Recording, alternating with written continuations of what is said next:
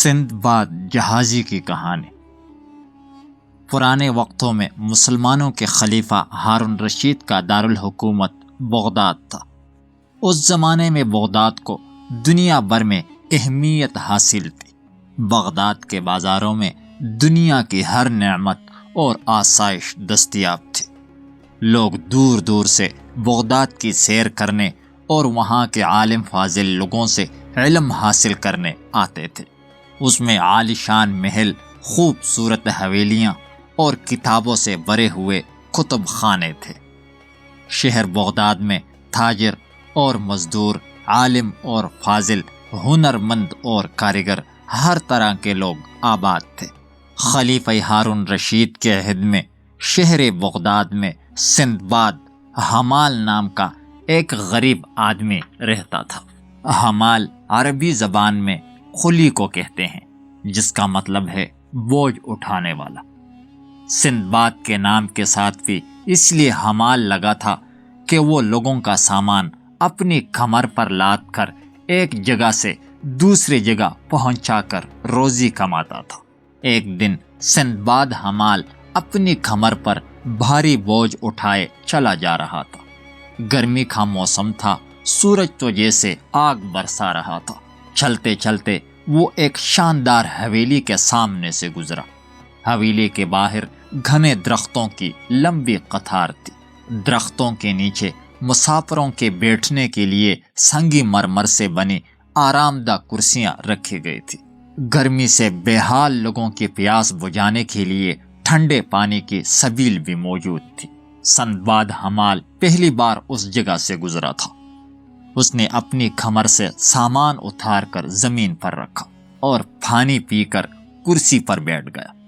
حویلی کے اندر سے قسم قسم کے پرندوں کی بولیاں گونجتی سنائی دے رہی تھی۔ سندباد حمال کو وہ بہت اچھا لگا۔ اس کے دل میں یہ خواہش پیدا ہوئی کہ ہمیشہ کے لیے وہاں رک جائے۔ ابھی وہ یہ سوچ ہی رہا تھا کہ حویلی کا پھاٹک کھلا اور قیمتی لباس میں ملبوس ایک شخص باہر نکلا۔ اس کے آگے پیچھے ملازموں کی قطار دیکھ کر سندباد حمال سمجھ گیا کہ وہی اس شاندار حویلی کا مالک ہے۔ جوں ہی وہ باہر آیا، آس پاس موجود غریب لوگوں نے اسے گھیر لیا۔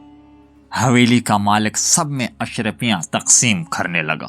لوگ اسے دعائیں دیتے ہوئے وہاں سے رخصت ہونے لگے۔ جب سب لوگ وہاں سے چلے گئے تو وہ شخص سندباد حمال کے پاس آیا اور غریب سمجھ کر اسے بھی چند اشرفیاں دینا چاہی۔ سندباد حمال ہڑبڑا کر اٹھ کھڑا ہوا اور انکار میں سر ہلانے لگا۔ آپ کا بہت بہت شکریہ جناب، لیکن میں بھکاری نہیں ہوں، بلکہ محنت سے اپنی روزی کماتا ہوں۔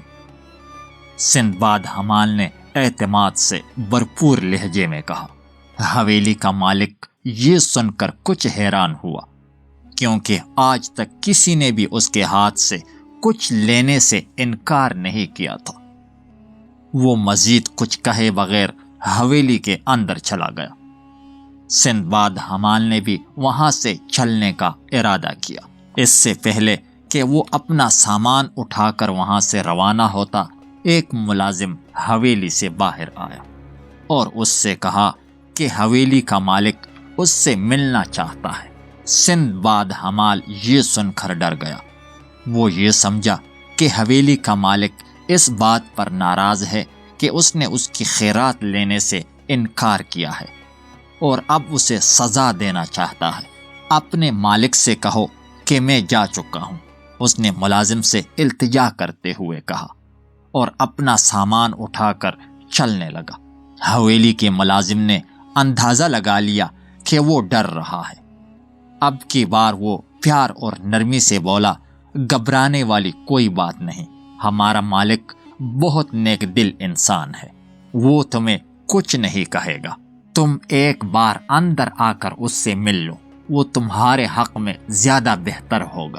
بیچارے سندباد کے پاس اب مزید انکار کی گنجائش نہیں تھی، لیکن ملازم کی بات سے اس کا خوف کسی حد تک کم ہو چکا تھا۔ وہ خاموشی سے ملازم کے پیچھے پیچھے چل پڑا۔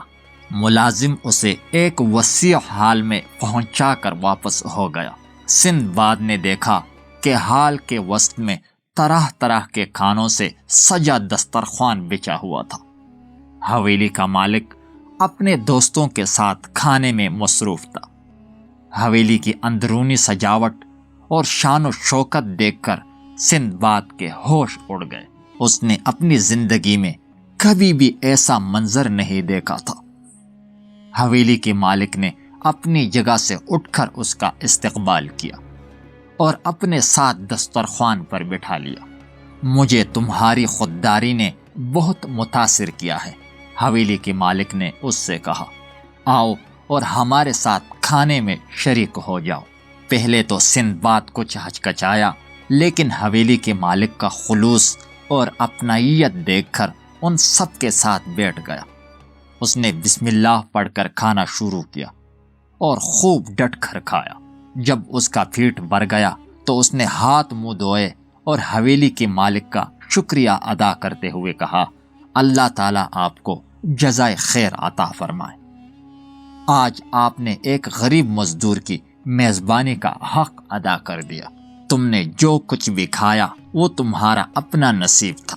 حویلی کے مالک نے جواب دیا، کیا میں تمہارا نام جان سکتا ہوں؟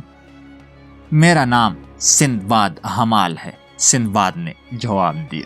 یہ سن کر حویلی کا مالک بے اختیار ہنسنے لگا۔ اس نے بڑی مشکل سے اپنی ہنسی پر قابو پایا اور سندباد کو اپنے ساتھ نشست پر بٹھاتے ہوئے کہا، کیسی عجیب بات ہے کہ میرا نام سندباد جہازی ہے۔ ہم دونوں کا نام ایک ہی ہے، لیکن پیشے جدا جدا ہیں۔ سندباد حمال بھی اس کی یہ بات سن کر بے حد حیران ہوا۔ لیکن جناب، ہمارے نام ہی ملتے ہیں، نصیب نہیں، وہ افسوس بھرے انداز میں بولا۔ اس کی یہ بات سن کر سندباد جہازی اچانک سنجیدہ ہو گیا۔ کچھ دیر گہری سوچ میں رہنے کے بعد کہا، میرے عزیز دوست، انسان کا نصیب اس کی کوششوں اور محنتوں کی مرہون منت ہوتا ہے۔ اس کے بعد اس نے سندباد حمال کو اپنے بارے میں مختصراً بتایا۔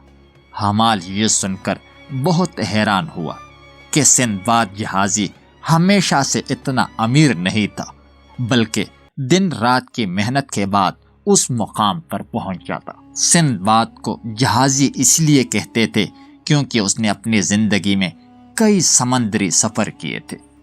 اس کے پاس بے شمار دولت اور طرح طرح کے خزانے تھے۔ وہ دوستوں کا خیال رکھتا اور اکثر انہیں اپنے گھر دعوت بھی دیتا۔ وہ غریبوں کی دل کھول کر مدد کرتا اور اپنے دوستوں میں بھی قیمتی تحائف تقسیم کرتا رہتا تھا۔ اس کے پاس بے شمار قیمتی پتھر بھی تھے۔ اگر اس کے کسی دوست کو کوئی پتھر پسند آ جاتا تو سندباد خوشی خوشی اسے وہ پتھر تحفے میں دے دیتا۔ جیسے روشن اور چمکدار پتھر اس کے پاس تھے، وہ کسی بادشاہ کے خزانے میں بھی نہ تھے۔ اس نے ایک پتھر سندباد حمال کو بھی تحفے میں دے دیا۔ سندباد جہازی کی سندباد حمال کے ساتھ گفتگو سن کر اس کے ساتھ ایک دوست نے اس سے اپنی زندگی کے قصے سنانے کی فرمائش کر ڈالی۔ یوں تو سندباد نے اپنی سمندری سفروں کی کہانیاں انہیں کئی مرتبہ سنائی تھی، لیکن شروع سے آخر تک ایک ایک سفر کی روادات کبھی کسی کو نہ سنائی تھی۔ اب چونکہ سندباد حمال بھی وہاں موجود تھا، لہٰذا اس نے سوچا کہ کیوں نہ آغاز سے ہی اپنی سمندری مہمات سب کو سنا دی جائیں۔ پس اس نے اپنے پہلے سمندری سفر کی کہانی یوں سنانی شروع کی۔ میں اللہ تعالیٰ کا شکر ادا کرتا ہوں کہ اس نے مجھے ہر طرح کے مال و اسباب اور ہر طرح کی نعمتوں سے نوازا، لیکن میں ہمیشہ سے ایسا امیر نہیں تھا۔ ایک زمانہ تھا جب میں بھی غریب اور نادار تھا۔ میری زندگی میں دکھ ہی دکھ تھے۔ جب میں نے جوانی کی منزل میں قدم رکھا تو میرے پاس کوئی سرمایہ نہ تھا۔ 2 وقت کی روٹی کا انتظام بھی مشکل سے ہوتا تھا۔ تب میں امیر ہونے کے خواب دیکھا کرتا تھا۔ میری باتیں سن کر یار دوست میرا مذاق اڑایا کرتے تھے۔ میں نے بھی پکا ارادہ کر رکھا تھا کہ شیخ چلی کی طرح خواب دیکھنے کی بجائے انہیں امیر بن کر دکھاؤں گا۔ ایک دن میں نے کسی بزرگ سے سنا کہ سفر وسیلہ ظفر ہوتا ہے، یعنی سفر پر جانے سے کامیابی ملتی ہے۔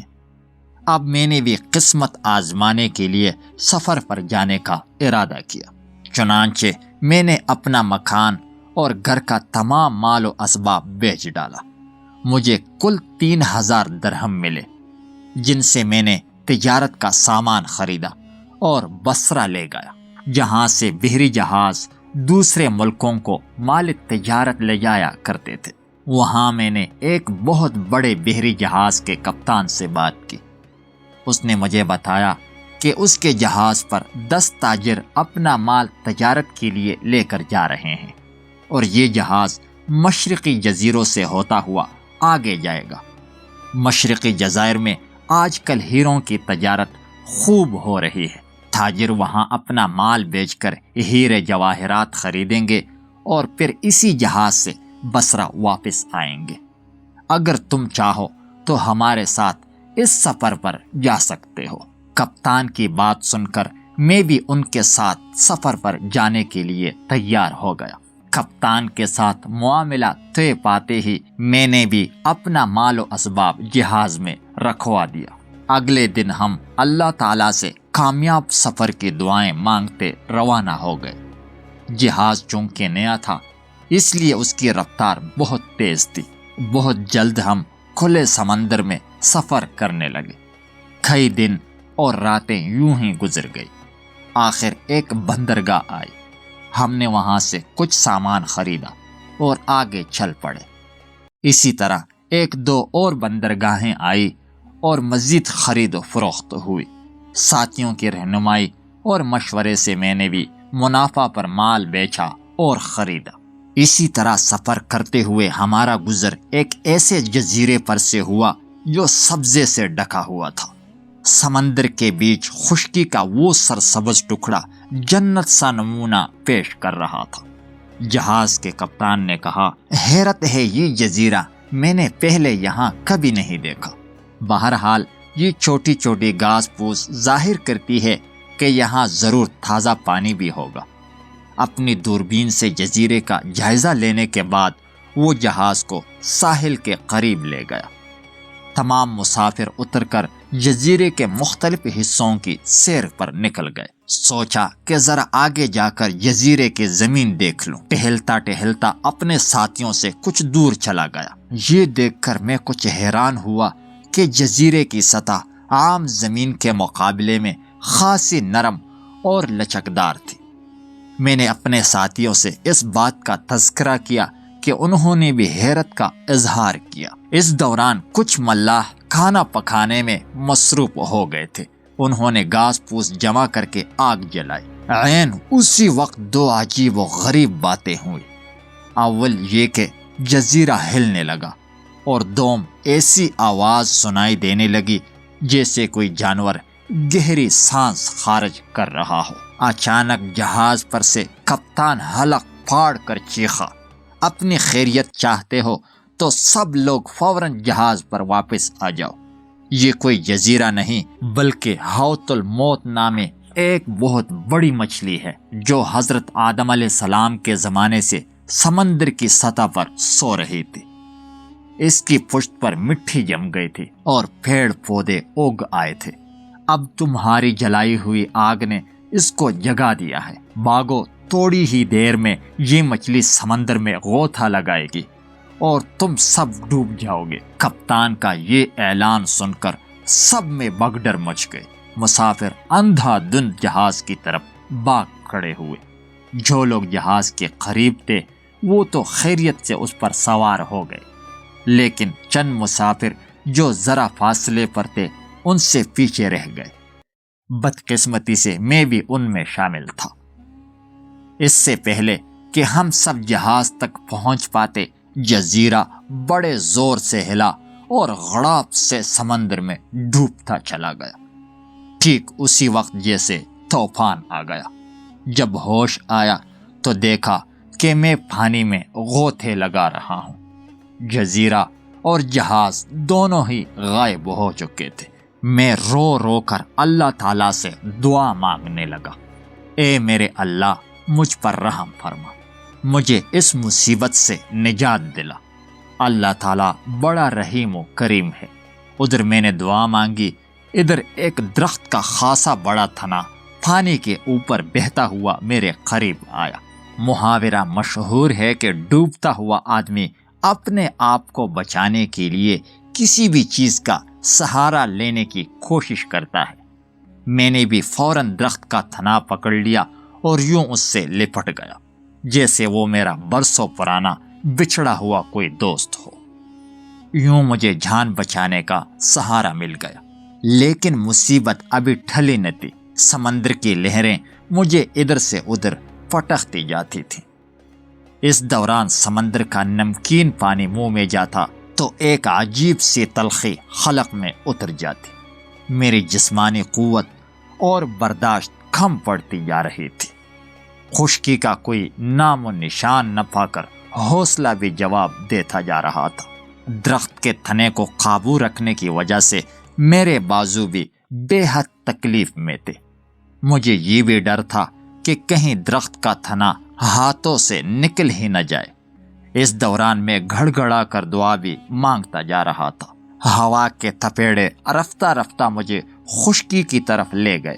میں یقین سے نہیں کہہ سکتا کہ میں ساحل تک کیسے پہنچا، بس اتنا یاد ہے کہ جب مجھے پہلی بار صحیح معنوں میں ہوش آیا تو کیا دیکھتا ہوں کہ ایک درخت کے نیچے پڑا ہوا ہوں۔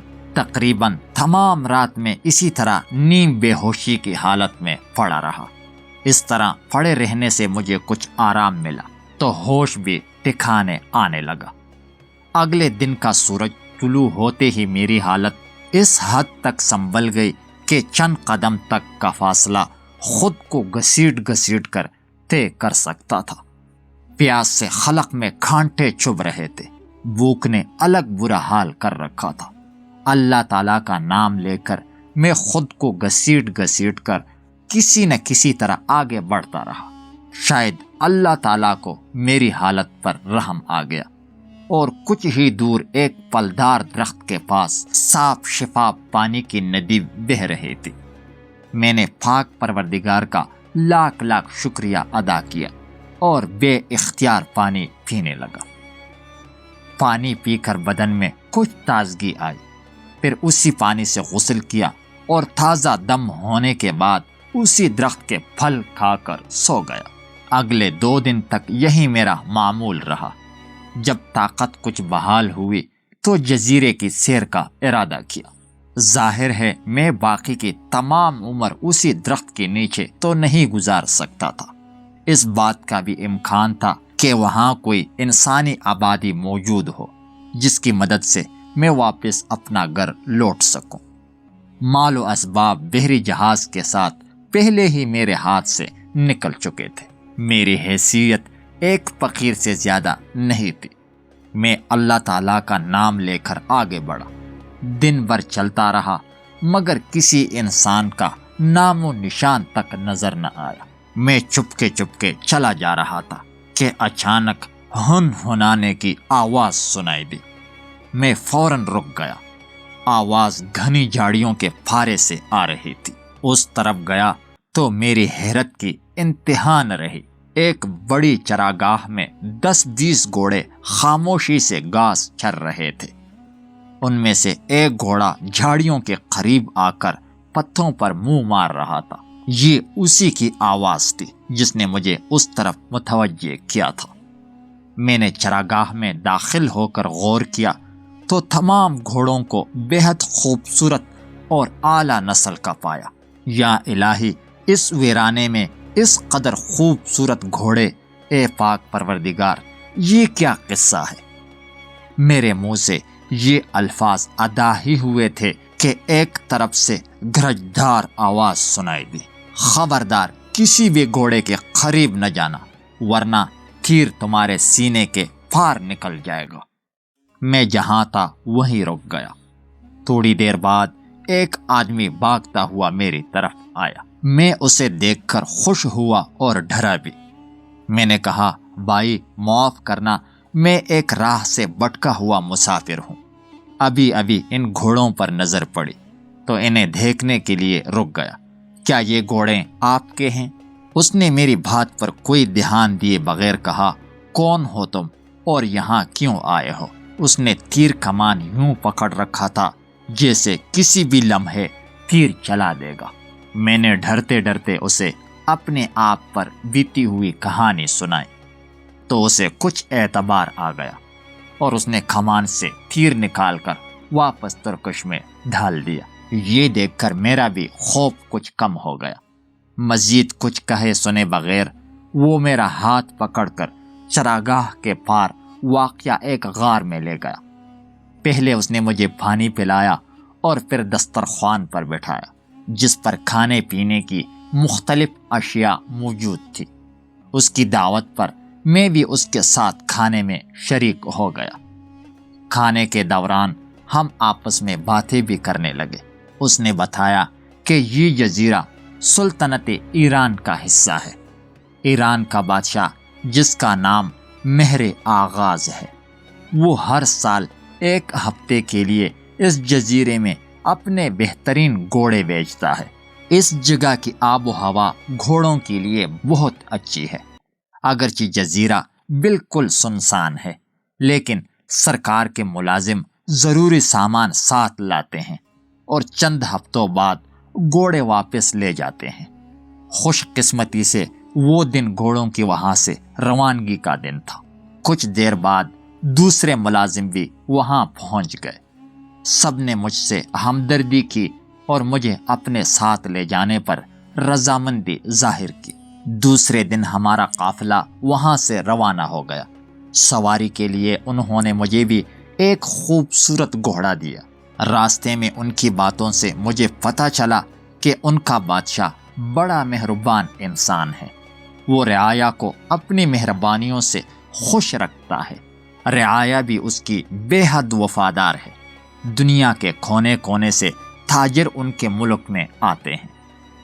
جب ہم دارالحکومت پہنچے تو ملازموں نے اپنے بادشاہ مہر آغا کو خبر پہنچائی۔ بادشاہ کو بھی دیس دیس کے لوگوں سے ملنے اور ان کی باتیں سننے کا بہت شوق تھا۔ اس نے مجھے فوراً دربار میں طلب کر لیا۔ بادشاہ نے بڑی توجہ سے میری دکھ بھری کہانی سنی۔ تھوڑی دیر سوچ میں گم رہنے کے بعد اس نے مجھے اپنے دربار میں ملازمت کی پیشکش کی۔ اس کا کہنا تھا کہ اپنے وطن واپس جا کر بھی تو میں کوئی نہ کوئی کام کرنا ہی تھا، پھر کیوں نہ میں وہیں رک جاؤں۔ سچ تو یہ ہے کہ میں مہر آغا اور اس کے درباریوں کی مہمان نوازی سے بے حد متاثر ہوا۔ پھر بغداد میں میرا کوئی تھا بھی نہیں جس کی خاطر میں واپس لوٹتا، لہٰذا میں نے اس کی پیشکش قبول کر لی۔ نیک دل مہر آغا نے یہ بھی کہا کہ میں جب چاہوں اپنے وطن واپس جا سکتا ہوں۔ میرے سپرد یہ کام ہوا کہ میں روزانہ بندرگاہ اور بازار جا کر تاجروں اور بحری جہازوں کے کپتانوں سے ملوں، حال احوال معلوم کروں اور بادشاہ کو باخبر رکھوں۔ میں روزانہ بندرگاہ جاتا، جہازوں کے کپتانوں سے ملتا، ملاحوں سے باتیں کرتا اور پھر بازاروں میں تاجروں کا حال و احوال معلوم کرتا۔ شام کو دربار میں بادشاہ کے سامنے پورے دن کی یہ کارروائی بیان کرتا۔ اگر بادشاہ کو کسی کے بارے میں مزید معلومات درکار ہوتی تو اگلے روز پھر اس سے ملاقات کرتا۔ یوں مجھے ایران میں 1 سال بیت گیا۔ اس دوران بادشاہ کا مجھ پر اعتماد بھی قائم ہو گیا۔ میرے پاس تنخواہ اور انعام و اکرام کی صورت میں خاصی بڑی رقم جمع ہو گئی۔ بادشاہ نے مجھے رہائش کے لیے ایک عالیشان حویلی بھی دے رکھی تھی۔ غرض میں ہر لحاظ سے شاہانہ زندگی گزار رہا تھا۔ ایک دن بندرگاہ پر ایک بحری جہاز لنگر انداز ہوا۔ حسب معمول میں اس کے کپتان سے ملنے گیا۔ جہاز پر سوار تاجر اپنا مال اسباب بیچنے باہر لائے۔ میں نے کپتان سے پوچھا، کیا تمام مال فروخت کے لیے نکال لیا گیا ہے یا کچھ باقی ہے؟ کپتان نے کہا، باقی کا سب مال تو بازار چلا گیا ہے، لیکن چند صندوق اور بوریاں ابھی باقی ہیں۔ دراصل یہ مال بغداد کے ایک نوجوان کا ہے جس نے بصرہ سے ہمارے ساتھ سفر کا آغاز کیا تھا، لیکن ایک طوفانی حادثے کا شکار ہو کر ڈوب گیا۔ میں چاہتا ہوں کہ اس کا اسباب بیچ کر رقم بغداد لے جاؤں اور اس کے وارثوں کو دے دوں۔ میں حیران و پریشان اس کی یہ بات سنتا رہا۔ اب جو میں نے غور کیا تو اسے پہچان گیا۔ میں نے پوچھا اس نوجوان کا نام کیا تھا۔ کپتان نے بتایا کہ اس کا نام سندباد تھا۔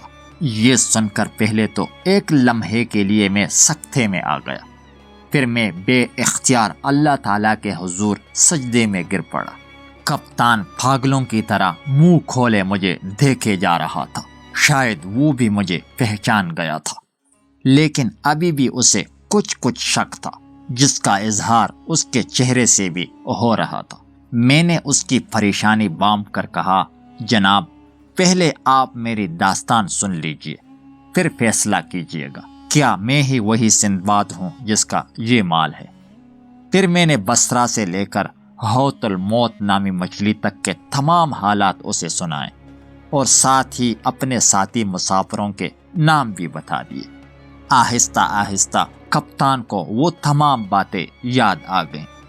کپتان نے کہا، اس میں کوئی شک نہیں کہ اللہ تعالیٰ بڑا مہربان اور رحیم ہے۔ مجھے یقین تھا کہ آپ ڈوب کر مر چکے، لیکن آج آپ کی باتیں سن کر ہمارا اللہ تعالیٰ پر مزید یقین مضبوط ہو گیا۔ اس نے پھر میرا مال مجھے دے دیا۔ میں نے اسے غریبوں میں تقسیم کر دیا۔ بادشاہ مہر آغا کے لیے ایک عمدہ تحفہ خریدا اور دربار میں حاضر ہو گیا۔ بادشاہ کپتان کی ایمانداری کا قصہ سن کر حیران رہ گیا۔ اس نے کپتان کو دربار میں بلا کر تحائف دیے اور جہاز کے پورے عملے اور مسافروں کو ان کی ایمانداری کے انعام میں 3 دن تک شاہی مہمان رکھا۔ جب روانگی کے دن جہاز کے کپتان نے بادشاہ سے اجازت چاہی تو میں نے بھی بادشاہ کی خدمت میں حاضر ہو کر عرض کی، آپ جیسے مہربان بادشاہ اور اس امن پسند ملک سے جانے کو میرا دل نہیں چاہتا، لیکن وطن کی محبت سے مجبور ہوں اور آپ سے اجازت چاہتا ہوں۔ بادشاہ نے خوشی خوشی اجازت دے دی اور ساتھ ہی سونا چاندی، ہیرے جواہرات، اعلیٰ قسم کے لباس اور کئی انمول چیزیں تحفے کے طور پر مجھے عطا کی۔ آخر جہاز روانہ ہوا۔ طویل سفر کے بعد ہم بغداد پہنچے۔ اپنے وطن واپس لوٹ کر میں نے ایک شاندار حویلی خریدی اور بازار میں بہت بڑی دکان بنا کر تجارت شروع کر دی۔ جن لوگوں نے میری غربت کے زمانے میں میرا ساتھ دیا تھا، میں نے ان سب کو قیمتی تحائف سے نوازا۔ تجارت سے میں نے خوب کمایا اور سینکڑوں ملازم رکھ لیے۔ کسی نے سچ کہا ہے، خوشحالی کے دنوں میں ہر دن عید کا ہوتا ہے اور ہر رات شب برات جیسی۔ میری حالت بھی ایسی ہی تھی۔ اللہ تعالیٰ نے مجھے اپنے نعمتوں سے خوب سرفراز فرمایا۔ تو دوستو، یہ تھی میری پہلی سفر کی داستان۔ یہ کہہ کر سندباد خاموش ہو گیا۔ شام کا اندھیرا پھیلنے لگا تھا۔ ملازموں نے مشالے اور فانوس روشن کر دیے۔ سب نے مل کر رات کا کھانا کھایا۔ سندباد جہازی نے سندباد حمال کو اشرفیوں کی تھیلی دیتے ہوئے کہا، آج تمہارے یہاں آنے سے مجھے بے حد خوشی ملی، کل بھی ضرور آنا۔ سندباد حمال اس کی سخاوت سے بے حد متاثر ہوا۔ رات کو وہ اپنے گھر سویا اور اگلی صبح ہوتے ہی سندباد جہازی کی حویلی کی طرف چل پڑا۔ سندباد نے اس کا پہلے کی طرح استقبال کیا۔ اتنی دیر میں سندباد کے باقی دوست بھی آ گئے۔ کھانے سے فارغ ہو کر سندباد جہازی نے ان سب کو اپنے دوسرے سفر کی داستان سنانے شروع کر دی۔ اگر آپ نے سندباد جہازی کا دوسرا سفر کی کہانی سننی ہے تو پلیز چینل کو ضرور سبسکرائب کیجیے گا۔ میں روزانہ ایک قسط اپلوڈ کرتا رہتا ہوں۔ شکریہ۔